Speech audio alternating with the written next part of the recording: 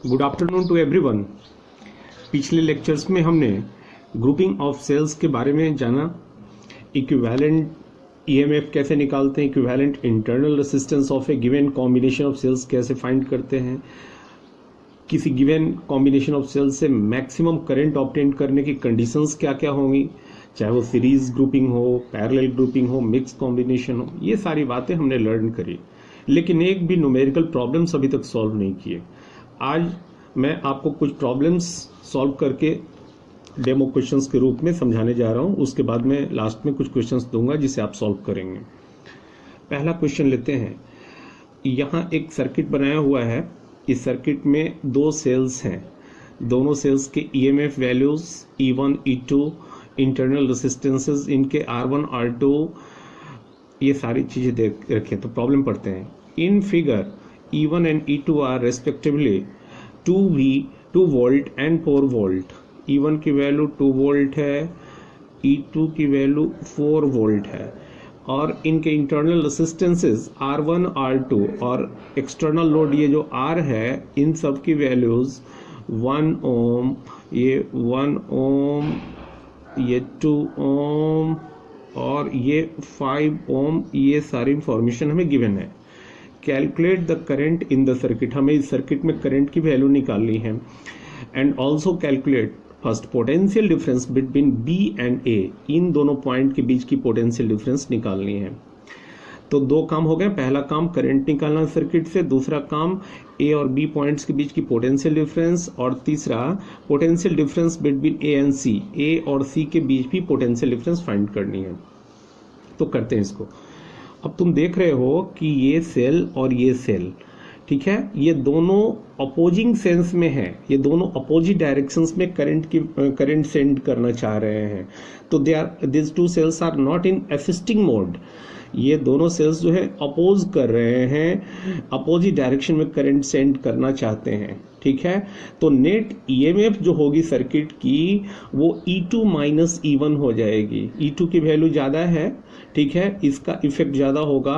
E1 ये 2 volt है, इसका इफेक्ट कम होगा। ओवरऑल इफेक्ट ये होगा कि करंट जो है इस डायरेक्शन में जाएगा, इस डायरेक्शन में फ्लो करेगा, जो हमने एरोहेड की मदद से दिखलाया है। और इफेक्टिव ईएमएफ जो सर्किट की है वो 4 वोल्ट और माइनस 2 वोल्ट, ये 2 वोल्ट हो जाएगी। पूरी सर्किट की जो रेसिस्टेंस होगी, तो दोनों सेल की internal resistance plus external resistance, इन तीनों का सम हो जाएगा।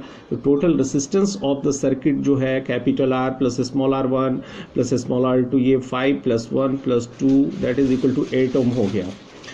तो नेट ईएमएफ सर्किट की 2 वोल्ट हो गई। टोटल रेसिस्टेंस सर्किट का 8 ओम का हो गया। करंट इन द सर्किट कितना होगा? मान लो कि सर्किट में I एम्पियर का करंट फ्लो कर रहा है, जो हमें फाइंड करना है। तो current is equal to net EMF upon total resistance. Net EMF यानी कि 2 वोल्ट, नेट रेसिस्टेंस मतलब 8 ओम, डिवाइड करने पर ये आपका 1/4 आएगा, और जो कि 0.25 एम्पियर हो गया। तो इस तरह से हमने करंट फाइंड कर लिया, सर्किट में फ्लो होने वाली करंट की वैल्यू। अब तुम देखो करंट का डायरेक्शन क्या है। तो ये एंटी क्लॉकवाइज सेंस में करंट का फ्लो हो रहा है। ज़्यादा इंपॉर्टेंट है ये देखना कि इस सेल की जिसकी EMF E2 equal to 4 volt है, इसकी पॉजिटिव टर्मिनल से करंट I बाहर आ रहा है, ठीक है। लेकिन ये जो दूसरा वाला सेल है, इसके पॉजिटिव टर्मिनल से इस सेल की बॉडी के अंदर करंट अंदर एंट्री कर रहा है, ठीक है। तो ध्यान देना, मैंने बताया था कि इन दोनों सेल्स के टर्मिनल पोटेंशियल डिफरेंस जब निकालेंगे हम, उसके लिए जो फॉर्मूला यूज़ करेंगे, तो उसमें अगर किसी सेल की टर्मिनल पॉजिटिव टर्मिनल से करंट बाहर की ओर निकलते दिखलाया गया है, तो इसके क्रॉस पोटेंशियल डिफरेंस जो होगा वो E माइनस IR हो जाएगा। जिस सेल के पॉजिटिव टर्मिनल से उसकी बॉडी के अंदर करंट अंदर एंट्री ले रहा है, उसके टर्मिनल्स के क्रॉस पोटेंशियल डिफरेंस जो होगा वो उसकी EMF अब माइनस IR नहीं बल्कि प्लस IR हो जाएगी, ठीक है। तो current inside the cell E2 जैसा कि देख रहे हो, इसमें करंट फ्लो कर रहा है from negative to positive terminal inside the body of the cell. So the terminal potential difference इस सेल का जो है VA माइनस VB, ये हो गया आपका E2 माइनस IR2, ठीक है, जो कि 4 E2 इसका 4 वोल्ट का है। ये EMF माइनस I की वैल्यू अभी फाइंड किया हमने 0.25 इंटू R2, इसका 2 ओम का इसका इंटरनल रेसिस्टेंस वैल्यू है, ये पुट करेंगे, ये वैल्यू आपकी 0.5 हो जाएगी, 4 माइनस 0.5 दैट इज 3.5 वोल्ट हो जाएगा। तो 3.5 volt is the terminal potential difference across this cell whose EMF value is 4 volt. अब इस सेल के टर्मिनल्स के क्रॉस पोटेंशियल डिफरेंस फाइंड करते हैं। तो जैसा मैंने बताया, इसमें करंट की एंट्री पॉजिटिव टर्मिनल से सेल के बॉडी के अंदर हो रही है, मतलब करंट का डायरेक्शन इसमें उल्टा है। तो यहाँ इसके अक्रॉस जो टर्मिनल पोटेंशियल डिफरेंस होगा VA minus BC, VA minus ये जो VA माइनस BC हो जाएगा, हाँ VA माइनस BC, इसकी वैल्यू E1 प्लस IR1 हो जाएगी। ठीक है, समझ रहे हो, यहाँ माइनस नहीं प्लस यूज करेंगे। ये एक सेल की चार्जिंग जैसी स्थिति हो गई, लग रहा है जैसे ये चार्ज हो रहा है, ऐसी स्थिति है। तो E1 प्लस IR1 हो जाएगा, ये आपका 2 E1 हो गया, आपका 2 वोल्ट गिवन है, प्लस I की वैल्यू अभी कैलकुलेट किया, R1 इसकी इंटरनल रेजिस्टेंस 1 ओम है, ये करने पर आपका 2.25 वोल्ट आ गया। तो इस तरह से हमने दोनों सेल्स के टर्मिनल पोटेंशियल डिफरेंस निकाल लिए, करंट की वैल्यू निकाले। एक दूसरा सवाल लेते हैं, मिक्स ग्रुपिंग ऑफ सेल्स पर बेस्ड है ये। तो 36 cells each of internal resistance 0.5 ohm and EMF 1.5 volt each are used to send current through an external circuit of 2 ohm resistance.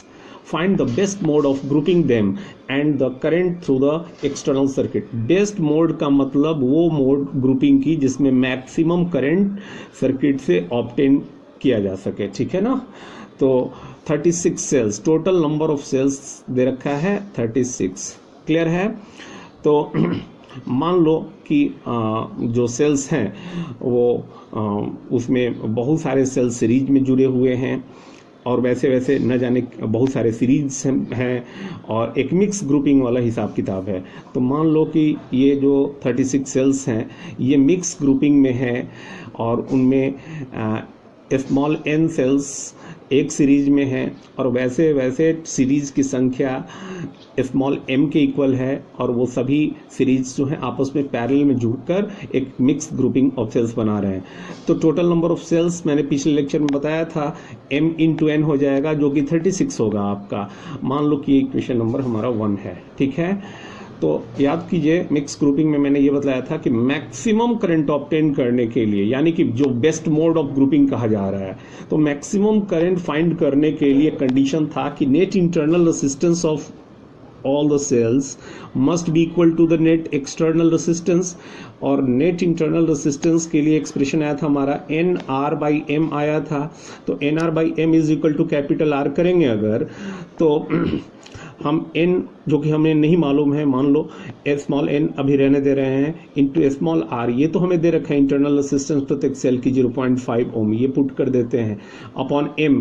कितने रोज हैं वो भी हमें नहीं मालूम है जो आपस में पैरेलल में जुड़ रहे हैं, तो चलो उसको स्मॉल m ही रहने दो। तो n इंटू 0.5 अपॉन m और ये आ गया हमारा इक्वल टू 2 ओम, क्योंकि कैपिटल R की वैल्यू यानी एक्सटर्नल रेजिस्टेंस जो है वो 2 ओम दे रखा है, इसकी वैल्यू 2 दे रखी है। तो ये हमारा इक्वेशन नंबर 2 हो गया। तो इक्वेशन नंबर 1 हमारा mn इज इक्वल टू 36, जहां न m मालूम है न n मालूम है, ये हमें पता करना है।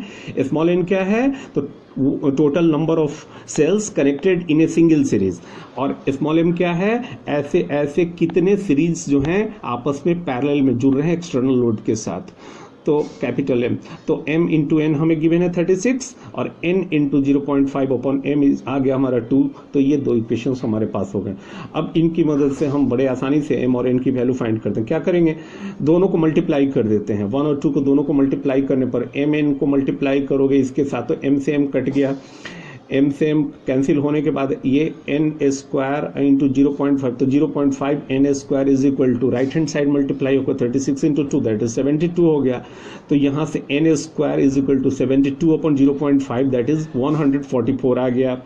अब यहाँ से n की वैल्यू जो है square root of 144 which is equal to 12 आ गई। तो इस तरह से हमें ये पता चल गया कि हमें जब 36 सेल्स को कनेक्ट करेंगे तो उसमें 12 सेल को 12 cells should be connected in a single series. और एक बार n की वैल्यू फाइंड हो गई तो ऐसे ऐसे कितने सीरीज होंगे, तो m की वैल्यू जो है 36 total number of cells divided by n हो गया, जो कि आ गया नंबर ऑफ रोज।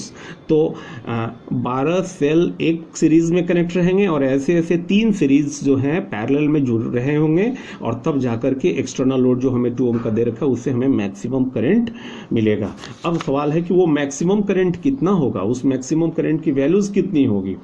तो मैक्सिमम करंट की वैल्यू के लिए हमारे पास एक एक्सप्रेशन आया था, याद करो पिछले लेक्चर में, MNE upon MR plus NR, ठीक है। और इसकी वैल्यू कितनी होगी, 36 M into N36 into E की वैल्यू 1.5 प्रत्येक सेल की वोल्टेज जो है दे रखा है EMF 1.5 वोल्ट। MR का मतलब स्मॉल m अभी फाइंड किया 3, कैपिटल R 2 हमें है दे रखा है, प्लस स्मॉल n की वैल्यू 12 हो गई इंटू स्मॉल r जो है इंटरनल रेजिस्टेंस 0.5 हो गया। ये पूरा कैलकुलेशन करने पर आपका 4.5 एम्पियर का करंट आएगा, जो कि मैक्सिमम करंट ऑब्टेन किया जा सकता है इन 36 सेल्स की। इस तरह से अगर कॉम्बिनेशन किया जाए तो इस तरह का मिक्स ग्रुपिंग किया जाए तो, ठीक है। तो एक तीसरा सवाल लेते हैं। ये क्वेश्चन IIT में पूछा हुआ था एक बार, ठीक से समझना। A battery consist of 12 cells in series. एक बैटरी में 12 सेल्स जुड़े हैं सीरीज में, each having an EMF E and internal resistance small r। लेकिन इसमें से इन 12 सेल्स में से कुछ सेल उल्टे जुड़े हुए हैं। Some of the cells in the battery are connected with wrong polarity. Wrong मतलब अपोजिट पोलैरिटी से जुड़ा हुआ है, मतलब all this 12 cells are not in assisting mode, some of the cells are are in opposition, ठीक है। तो कुछ सेल उल्टे जुड़े हुए हैं। This battery is connected to another source of EMF 2E।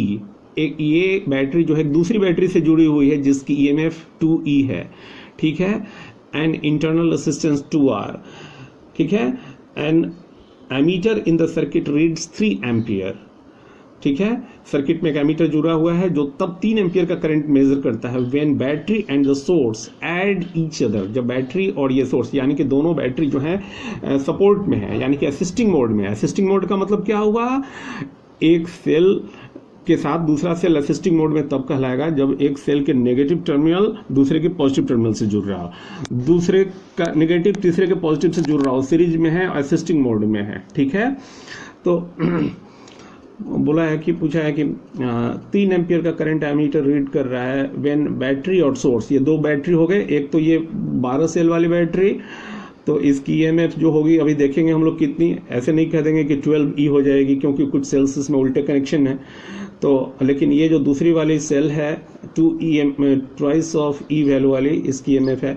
तो ये दोनों जब असिस्टिंग मोड में हैं, दोनों सपोर्टिव मोड में हैं, दोनों सेम डायरेक्शन में करंट को सेंड करने की कोशिश कर रहे हैं, तो ऐसी परिस्थिति में 3 एम्पियर का करंट एमीटर रीड कर रहा है। और जब ये दोनों अपोजिशन मोड में हैं, ठीक है, दोनों अपोजिट डायरेक्शन में करंट सेंड करने वाली कनेक्शन वाली स्थिति में, उस तरह से उल्टा कनेक्शन किया हुआ है, ठीक है, किसका, ये 12 सेल्स का, और वो दूसरा वाला बैटरी जिसकी EMF 2E है, वो दोनों अगर अपोजिट सेंस में है, दोनों अपोजिट डायरेक्शन में करंट सेंड करने की स्थिति में है, तो वैसी स्थिति में एमीटर जो है 2 एम्पियर की रीडिंग दे रहा है। तो पूछा है find how many cells in the battery are connected with wrong polarity.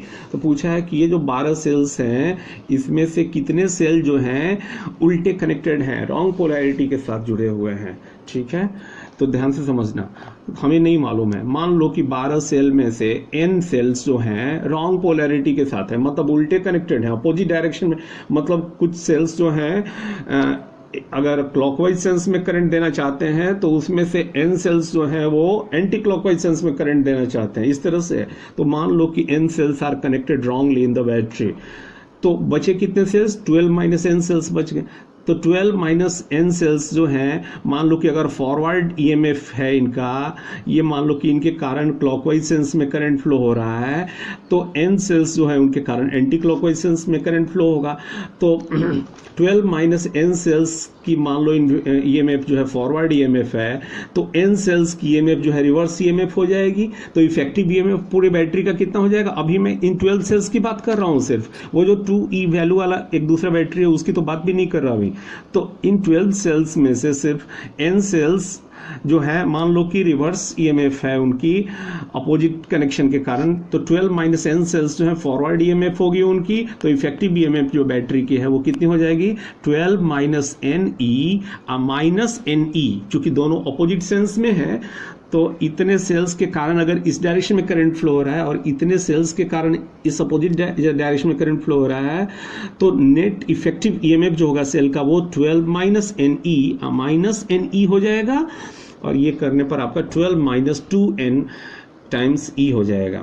ठीक है, अब ये तो हो गई कहानी सिर्फ इन 12 सेल्स की। अब इस पूरी सेल को एक दूसरी बैटरी से जोड़ा जा रहा है, कभी तो सपोर्टिव मोड में जुड़ रहे हैं सेम डायरेक्शन में करंट देने वाली मोड में, और एक दूसरी स्थिति में वो अपोजिट डायरेक्शन में करंट दे रहे हैं उस रेसिस्टिव मोड या अपोजिंग मोड में कनेक्शन है। तो दोनों अलग अलग कनेक्शंस के लिए करंट की वैल्यू जो एमीटर रीड कर रहा है, कभी असिस्टिंग मोड में वो 3 एम्पियर और अपोजिंग मोड में वो 2 एम्पियर का। तो देखते हैं, तो करंट्स इन द 2 केसेस। अच्छा, पहले ये देख लेते हैं कि पूरे सर्किट की टोटल रेसिस्टेंस कितनी हो जाएगी। तो ये 12 सेल्स चाहे उल्टे जुड़े हो चाहे सीधे जुड़े हो, इनका रेसिस्टेंस तो वो थोड़ी उल्टा सीधा रहेगा, तो रेसिस्टेंस तो इनका सर्किट में जो है इनका कंट्रीब्यूशन जो है 12R होगा, प्रत्येक सेल का R है। तो और ये जो दूसरी बैटरी है जिसकी EMF वैल्यू 2E है, उसका रेसिस्टेंस 2R दे रखा है, तो टोटल रेसिस्टेंस सर्किट का 14R हो गया। इसका असिस्टिव रेसिस्टिव मोड जैसा कुछ नहीं होता, ये कंप्लीटली कंट्रीब्यूट करेंगे, सब ऐड होंगे टोटल रेसिस्टेंस का जब सवाल आएगा तो सर्किट में, चाहे बैटरी उल्टा जुड़ा हो चाहे सीधा जुड़ा हो। ठीक है, हाँ, ईएमएफ पर फर्क पड़ेगा, ईएमएफ्स का कभी ऐड होंगे कभी सब्सट्रैक्ट होंगे। अब current in the 2 cases must be, अब जब ये 2E वैल्यू वाला बैटरी इस 12 सेल्स जिसमें से कुछ उल्टे जुड़े हुए हैं जिनका नेट ईएमएफ का फैसला हमने यहाँ किया है 12 माइनस 2NE, तो इसके साथ जब सपोर्टिव मोड में होंगे दोनों असिस्टिंग मोड, दोनों ये बैटरी और ये बैटरी, इनके जो कनेक्शन इस प्रकार से होंगे दोनों जो है सेम डायरेक्शन में करंट सेंड करने की स्थिति में होंगे। तो वैसी स्थिति में करंट जो है उसकी वैल्यू कितनी हो जाएगी, तो 12 माइनस 2NE तो हो गया इन 12 सेल्स की ईएमएफ वैल्यू, और ये जो 2E वैल्यू वाला ईएमएफ वाला सेल है ये भी चूंकि सपोर्ट कर रहा है इसको, तो नेट ईएमएफ जो होगा पूरे सर्किट का वो इतना हो जाएगा 12 minus 2NE plus 2E divided by, ये तो हो गया ईएमएफ की बात, डिवाइडेड बाई टोटल रेसिस्टेंस कितना, तो 14R डिवाइड करेंगे तो ये करंट की वैल्यू ये कितना आ जाएगा 3 एम्पियर आएगा करंट। ठीक है, मैं ये कह रहा हूं मैं आपसे कि ये जो 12 माइनस 2NE है ये, और ये दूसरा वाला बैटरी, दोनों की ईएमएफ जब असिस्टिव मोड में होगी तो ये तो हो गया नेट ईएमएफ सर्किट का, और नेट रेसिस्टेंस 14R है, इसकी वैल्यू 3 एम्पियर होगी। ठीक है, और उस समय जब ये बैटरी 12 सेल वाली उसका ईएमएफ और ये दूसरी वाली बैटरी इसका ईएमएफ जब अपोजिट डायरेक्शन में करंट भेजने की स्थिति में होगा, तो ऐसी स्थिति में नेट ईएमएफ सर्किट का कितना हो जाएगा, ये प्लस की जगह माइनस 2E हो जाएगा अपॉन रेसिस्टेंस तो उतना ही रहेगा 14R। लेकिन तुम देखो इस स्थिति में करंट कम हो जाएगा, तो ये कहा जा रहा है कि एमीटर इस बार 2 एम्पियर की रीडिंग दे रहा है।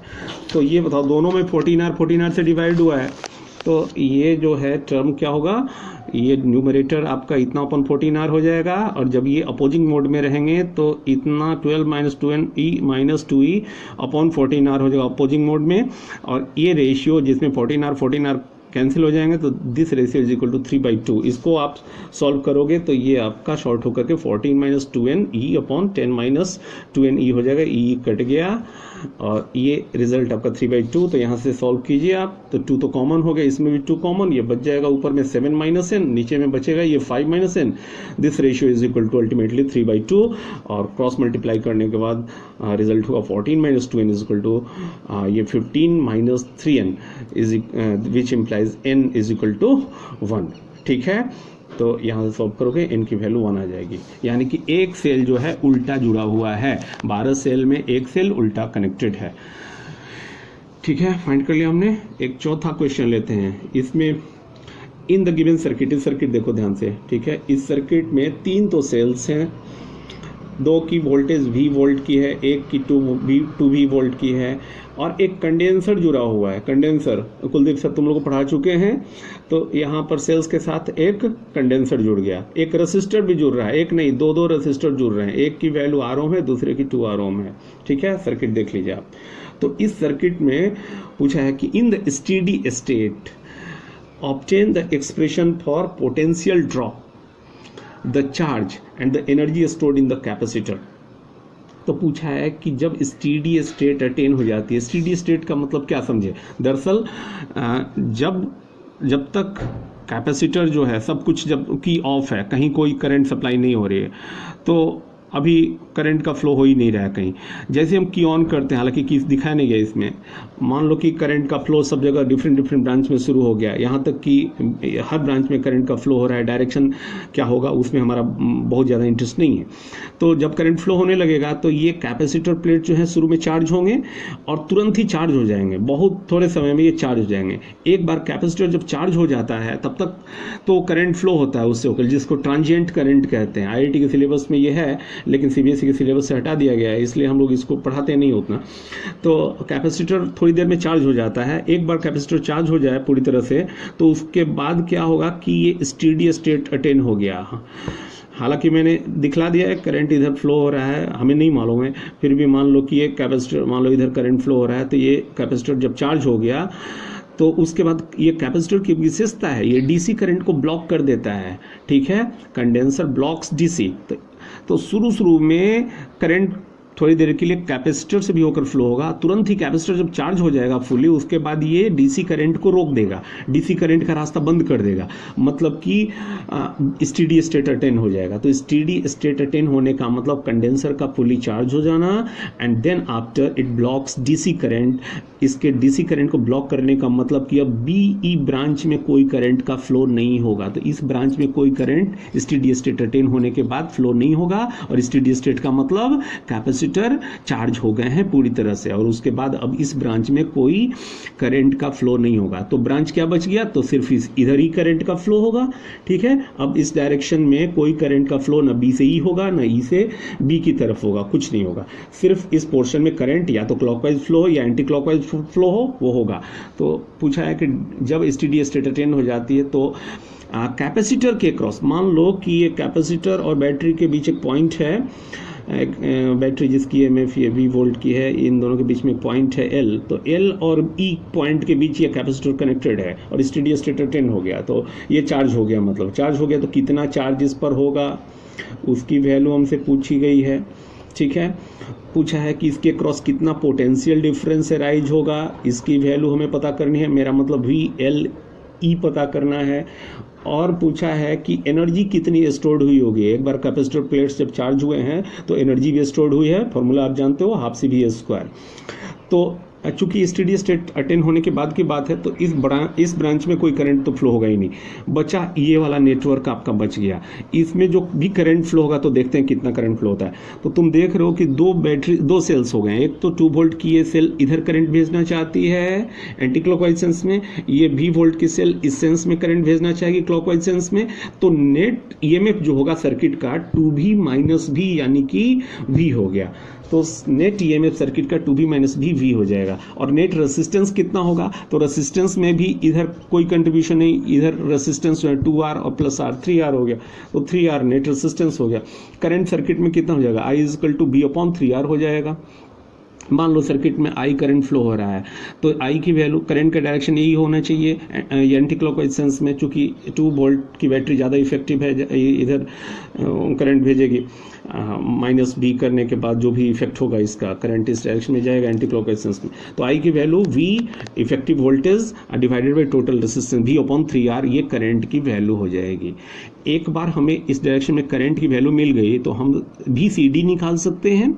ठीक है, तो कितना हो जाएगा BCD, C और D के क्रॉस जो पोटेंशियल डिफरेंस होगा वही पोटेंशियल डिफरेंस B और E के बीच भी होगा, क्योंकि C अल्टीमेटली B ही है, D अल्टीमेटली E है, दोनों में कोई अंतर नहीं है। ठीक है, तो BCD कितना होगा, तो BCD या BE की जो वैल्यू होगी वो 2V, ध्यान देना ये 2V इसमें पॉजिटिव टर्मिनल से करंट बाहर जा रहा है ना, I × R, ये कितना हो जाएगा इस ब्रांच ये जो पूरा ब्रांच है इसके एंड्स जो COD है इनके क्रॉस जो वोल्टेज होगा पोटेंशियल डिफरेंस वो 2V माइनस आई इंटू 2R हो जाएगा, ठीक है। और ये दोनों पॉइंट्स चूंकि B और E के बीच भी ही जुड़े हुए हैं इसलिए हम कह सकते हैं कि पोटेंशियल डिफरेंस अक्रॉस B जो होगा वो 2V माइनस आई इंटू 2R हो गया। 2V माइनस आई की वैल्यू हम निकाल चुके हैं V/3R इंटू 2R कर देते हैं, RR कट गया, ये आ गया आपका 2V/3, तो 2V माइनस 2V/3 आ गया, ये आपका हो जाएगा 4V/3 हो जाएगा। क्लियर है, 4V/3 हो गया।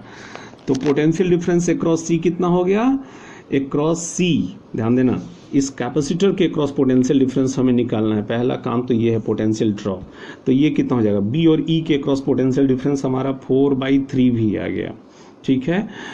इसके अक्रॉस वोल्टेज V का हो गया, तो ये VBE इजकल टू एक्चुअल में VBL प्लस VLE हो गया। L और E जिसके बीच पोटेंशियल डिफरेंस कैपेसिटर जुड़ा हुआ है ये हमें निकालना है, तो VBE जो कि हम निकाल चुके हैं 4/3V, उसमें से इस B को, इस वोल्टेज को, इस सेल की बैटरी की EMF को इसको माइनस कर देंगे तो L और E के अक्रॉस पोटेंशियल डिफरेंस निकल जाएगा। तो L और E के अक्रॉस पोटेंशियल डिफरेंस यानी पोटेंशियल डिफरेंस अक्रॉस कैपेसिटर जो है 4/3V माइनस V हो गया, ये आपका V/3 हो गया। एक बार इसके अक्रॉस वोल्टेज निकल गया पोटेंशियल डिफरेंस तो हम चार्ज भी निकाल सकते हैं। चार्ज Q कितना हो जाएगा, Q is equal to CV होगा, C V तो V/3 आ गया है, तो V/3 ये हो जाएगा CV/3 हो जाएगा। तो इसके अक्रॉस जो चार्ज होगा वो CV/3। अब रही बात की एनर्जी कितनी स्टोर होगी कैपेसिटर में, तो हाफ CV² होता है, तो 1/2C V की जगह हो गया V/3, ठीक है। तो V/3 का स्क्वायर ये हो जाएगा आपका CV²/18, ठीक है। तो इस तरह से ये हमने तीन चीज़ें निकाल ली इस कैपेसिटर के क्रॉस। पोटेंशियल डिफरेंस, इस पर मौजूद चार्ज निकाल लिया और इसमें मौजूद इलेक्ट्रोस्टैटिक पोटेंशियल एनर्जी जो हाफ CV² स्टोर होगी उसकी वैल्यू CV²/18 हमने निकाली। एक लास्ट क्वेश्चन लेते हैं। दो सेल्स हैं जिनकी EMF 1 वोल्ट और 2 वोल्ट है, internal resistance 2 ohm and 1 ohm है, दे रखा है। ये they are connected in first series में और फिर भी पैरेलल में जुड़ रहे हैं। पूछा है what will be the external resistance in the circuit so that the current through the resistance B same in the two cases. तो दो सेल्स 1 और 2 वोल्ट के जिनके इंटरनल रेजिस्टेंस 2 एंड 1 ओम दे रखे हैं रिस्पेक्टिवली, पहले तो ये सीरीज में जोड़े जा रहे हैं। तो जब ये सीरीज में जोड़े जाएंगे, ठीक है, तो पूरी सीरीज की जो EMF होगी, नेट EMF आई सीरीज, करंट जो फ्लो होगा उस समय सीरीज सर्किट में वो कितना होगा, तो net EMF E1 plus E2 हो जाएगा। सीरीज में जुड़ रहे हैं तो टोटल रेजिस्टेंस सर्किट का R1 plus R2 plus capital R, तो ये नेट EMF हो गया 1 plus 2 volt upon R1 R2 और R इनके वैल्यूज 2 1 2 दे रखे हैं, तो यहाँ से आपका 3/3 प्लस R हो जाएगा। तो सीरीज में जब ये रहेंगे तो करंट कितना सप्लाई होगा, 3/3 प्लस R के बराबर करंट का फ्लो होगा। अच्छा, जब ये दोनों सेल्स पैरेलल में जोड़ दिए जाएं, तो मैंने बताया था आपको पैरेलल कॉम्बिनेशन ऑफ सेल्स में नेट EMF इक्विवेलेंट EMF के लिए फॉर्मूला, ये रेडीमेड फॉर्मूला यूज करो, E1 R2 plus E2 R1 upon R1 plus R2 होगा जो कि तुम्हारा, अब इसमें सारे वैल्यूज पुट कर दो। E1 की वैल्यू 1 वोल्ट, R2 तुम्हारा ये 1 ओम, ऐसे ही E2 R1 ये तुम्हारा 2 × 2 कर दो अपॉन R1 प्लस R2 ये कर दो 2 + 1, ये आपका 5/3 आ जाएगा। अच्छा, जब पैरेलल में कनेक्शन हो तो इक्विवेलेंट रेजिस्टेंस जो होगी, मेरा मतलब इंटरनल रेजिस्टेंस की दोनों सेल्स की, उसकी equivalent value R1 R2/R1 plus R2, ये भी रेडीमेड फॉर्मूला इस्तेमाल करें तो यहाँ से 1 × 2 अपॉन 1 + 2 ये 2/3 आ गया। तो हमने पैरेलल ग्रुपिंग में, पैरेलल कॉम्बिनेशन ऑफ सेल्स में equivalent EMF, equivalent internal resistance की वैल्यूज निकाल ली। सीरीज में कितना करंट फ्लो हो रहा था वो हमने निकाल लिया है। तो करंट इन पैरेलल सर्किट कितना होगा, पैरेलल कॉम्बिनेशन में कितना करंट फ्लो होगा, तो नेट EMF तो हमारा ये निकला हुआ है, net EMF upon net resistance. तो नेट रेजिस्टेंस में ये तो सिर्फ internal resistance of the both cell हो गया, प्लस एक्सटर्नल रेजिस्टेंस जो है कैपिटल R होगा, तो ये नेट करंट हो जाएगा पैरेलल कॉम्बिनेशन में। EMF जो है इक्विवेलेंट EMF 5/3 हम निकाल चुके हैं। R इक्विवेलेंट जो है पैरेलल कॉम्बिनेशन में 2/3 ओम आया है। एक्सटर्नल लोड जो है कैपिटल आर जो कि हमें नहीं मालूम है, देखते हैं। तो ये यहाँ से इसको सिंप्लीफाई करने पर ये 5/2+3R हो जाएगा। अब हमें क्वेश्चन में ये कहा जा रहा है, मान लो ये इक्वेशन नंबर 1 है हमारा, सीरीज में करंट इतना फ्लो हो रहा था, तो अब पैरेलल में करंट के लिए हमने ये इक्वेशन निकाल लिया। तो from first and second IS = IP हमें कंडीशन में दे रखा है, और तब हमें कैपिटल R निकालना है, मतलब कि 3/3+R must be equal to 5/2+3R। अब यहाँ से सॉल्व करो क्रॉस मल्टीप्लीकेशन करके, तो 6 + 9R, ये 6 + 9R is equal to 15 + 5R, और R is equal to 9/4, that is 2.25 ohm आ गया। ठीक है, तो मुझे उम्मीद है ये पांचों क्वेश्चंस आपने लर्न किया ठीक से, सबको ठीक से समझा। लेक्चर्स को बार बार सुन लीजिएगा आप लोग, और ये नोट्स तो मैं भेज ही दे रहा हूँ, साथ ही मैं कुछ न्यूमेरिकल्स आपको भेज रहा हूँ, इसे सॉल्व करने की कोशिश कीजिएगा। Thank you.